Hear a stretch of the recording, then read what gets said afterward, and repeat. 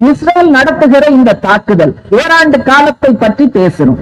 இந்த ஓராண்டு காலம் கடந்த ஆண்டு அக்டோபர் 7ஆம் தேதி தாக்குதலை துவங்கியது ஹமாஸ் அமைப்புதான்.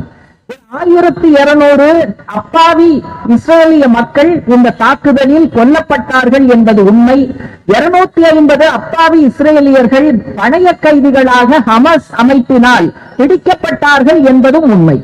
இது சரியில்லை என்று நாம் சொல்ல துவங்குவதற்கு முன்னாலேயே இந்த ஹமாஸ் அமைப்பு இதை செய்ததால் இதை ஒழித்து கட்டுகிறோம், பழிக்கு பழி வாங்குகிறோம், இதற்கு பதிலடி கொடுக்கிறோம், இதற்கு எதிர்வினை புரிகிறோம் என்று இஸ்ரேல் துவங்கிய இந்த போர் ஓராண்டு காலம் நீடித்திருக்கிறது.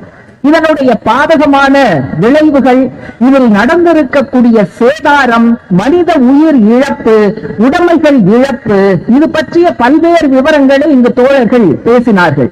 எனவே இந்த எண்ணிக்கைக்குள்ள நான் போகல. 2 உதாரணங்களை நான் சுட்டிக்காட்ட விரும்புகிறேன். ஒரு இளம் வயது மருத்துவர், பாலஸ்தீனியர், அவருடைய குடும்பத்தில் அடுத்தடுத்து பலர் கொல்லப்பட்டு விட்டார்கள். உறவினர்களும் நண்பர்களும் என்ன சொன்னாங்கன்னா, நீ வேற எங்கேயாவது தப்பிச்சு போயிடு, ஏற்கனவே குடும்பத்துல எல்லாம் க்ளோஸ், நீயும் வந்து உயிரை விட்டுறாத, நீ வேறு எங்காவது தப்பித்து விடு என்று சொன்னபோது அந்த இளம் மருத்துவர் மறுத்தார்.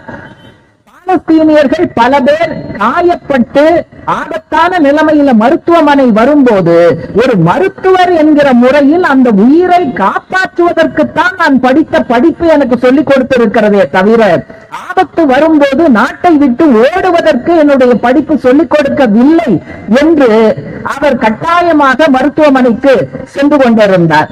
இப்படி அவர் சொல்லி 2வது நாள் அந்த மருத்துவமனையும் குண்டு வீச்சுல காலி, இந்த மருத்துவரும் அந்த குண்டு வீச்சுல கொல்லப்பட்டார்.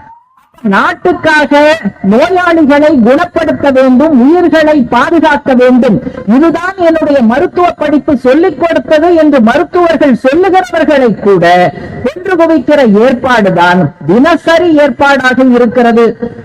அதே போல ஒரு தந்தை, ரொம்ப சமீபத்தில் அந்த செய்தி வந்தது. அந்த தந்தை என்ன சொல்லி இருக்காருன்னா, எனக்கு 2 குழந்தை பிறந்தது, என்னுடைய மனைவிதான் 2 குழந்தைகளுக்கும் பெயர் வைத்தார்கள், எனவே பிறப்பு சான்றிதழ் வாங்கி வர சொல்லி என் மனைவி என்னை அனுப்பினார். நான் மருத்துவமனைக்கு போய் 2 குழந்தைகளுக்கும் என்னுடைய மனைவி வைத்த பெயரை சொல்லி பிறப்பு சான்றிதழ் வாங்கி கொண்டு வீடு திரும்பினால் வீடும் இல்லை, மனைவியும் இல்லை, குழந்தைகளும் இல்லை. பிறப்பு சான்றிதழ் வாங்கி 5வது நிமிடம் இறப்பு சான்றிதழ் வாங்கக்கூடிய நிலைமைக்கு நான் தள்ளப்பட்டேன் என்று அந்த குழந்தைகளுடைய தந்தை கூறியிருக்கிறார். இப்படி ஏராளமான உதாரணங்களை சொல்லலாம்.